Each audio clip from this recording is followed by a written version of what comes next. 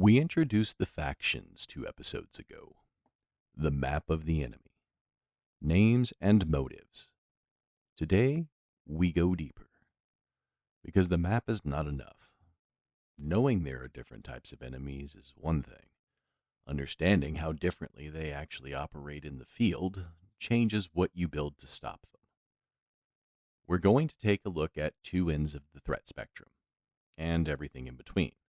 Not to memorize a tier list, but to build the instinct that asks, before anything else, what kind of creature am I actually dealing with? Because the answer tells you what to do. Welcome back. I'm the Architect. We've covered the kill chain, 7 stages. Every attacker travels the same road. But the gap between a stumbling amateur and a nation-state intelligence program is roughly the same as the gap between a goblin raiding a farmhouse and a siege army with engineers, catapults, and a 6-month supply line.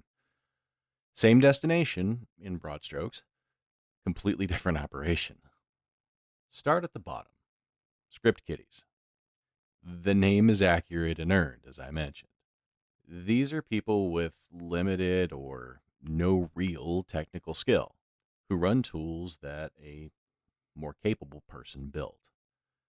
They understand little of how the attack actually works. They found a tutorial. They downloaded the framework. They loaded up an AI tool. They pointed it at a target and pressed go. Don't make the mistake of dismissing them entirely. Here's why. The criminal ecosystem has industrialized attack tooling. What required serious expertise even 5 years ago can now be purchased, rented, or downloaded for free. The skill floor has collapsed while the power of the tools has stayed high. A script kiddie today can run attacks that would have required genuine expertise a decade ago. They are clumsy. They are noisy. They don't know what to do when things go sideways. But the tools work, and there's millions of them. They are not hunting you.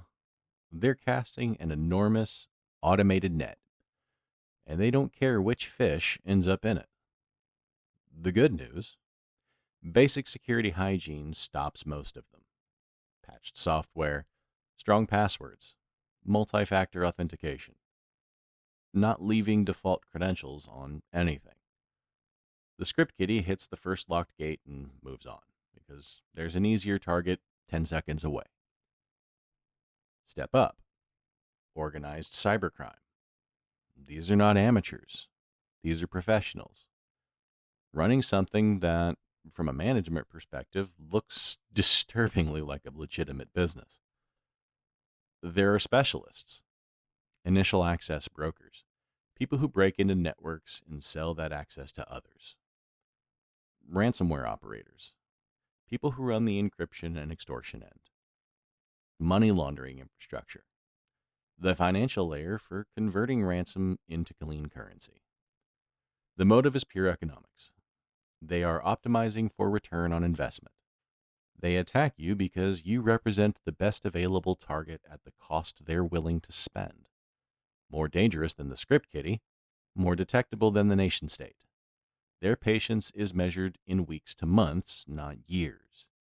And their operation tends to get loud toward the end, because ransomware announces itself. At the top, advanced persistent threats, APTs. The name breaks down into 3 words. Each one matters. Advanced, custom tools, novel techniques, vulnerabilities nobody else has found yet, the ability to build exactly what the target requires, not running someone else's framework, writing their own, built specifically for you. Persistent. This is the word that keeps defenders up at night. Not the sophistication, the patience. An APT doesn't need to accomplish everything in one operation. They are willing to work for months, to establish a foothold, quietly, then wait. Then move laterally to a better position, then wait again. They dwell inside your network, watching, learning exactly where everything is before they touch what they actually came for. There is a measure called dwell time. the gap between when an attacker gets in and when they are finally detected. Historically, the average has been measured in months. For APTs, it can stretch to years. Persistent is not a boast, it's a description. Threat, meaning they are genuinely targeting you, not casting a net, not looking for whoever left a door open. They identified you or your organization. They built a campaign for you specifically because you hold something that they determined is worth the investment. The differentiator is not just technical skill. It's the combination of three things: resources, what they can spend on the operation; patience, how long are they willing to work; targeting, whether you were chosen or just unlucky. A script kiddie, low resources, zero patience, no targeting. Organized crime, moderate resources, moderate patience, opportunistic targeting. An APT, effectively unlimited resources, extraordinary patience, deliberate targeting. And this maps directly to your threat model. If you are a small business without classified contracts or sensitive IP, the realistic apex predator in your threat model is organized crime. Script kiddies catch you if you have basic hygiene gaps. A nation-state APT probably doesn't know you exist. If you hold defense secrets, critical infrastructure, sensitive government data, research that a foreign power has decided at once, the threat model is different, radically different, and the calculation of what you need to build changes with it.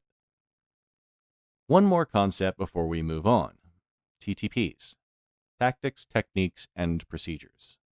The fingerprint of how a specific attacker operates. Script kiddies have generic TTPs. They use the same models in the same way because they can't do otherwise. This makes them easier to detect and, when attribution matters, easier to identify. ATPs develop instinctive TTPs. Specific tools they built, specific ways they move through networks, specific tradecraft refined over years. Security teams that track TTPs can sometimes identify an actor before the attack is finished. Not just someone is in our network, but who, and what they typically do next. It's the difference between knowing a burglar broke in and recognizing the burglar's style from prior cases. Attribution isn't always possible, but when it is, it changes the response completely. Your quest objective. Before you spend another dollar on security, ask the professional's second question, the one that comes right after, who would actually want my data? What kind of attacker is realistically in my threat model? Be honest. Not flattering, not paranoid. Most organizations are interesting to organized crime. Very few are interesting to nation states. Everyone is low-hanging fruit for script kiddies unless the basics are covered. The answer tells you where to spend. Defending against an APT is a different project than defending against opportunistic criminals. Build for your actual threat, not for the most terrifying thing on the map. We know who the enemies are. We know how they operate. Now we study their most successful weapon. Not malware, not a zero-day, not any sophisticated technical exploit. The most successful initial access vector in the history of this field is an email. Next time, phishing, the oldest trick in the book, and the reason it's still the oldest trick in the book is that it never stopped working. I'm the architect. We'll talk soon.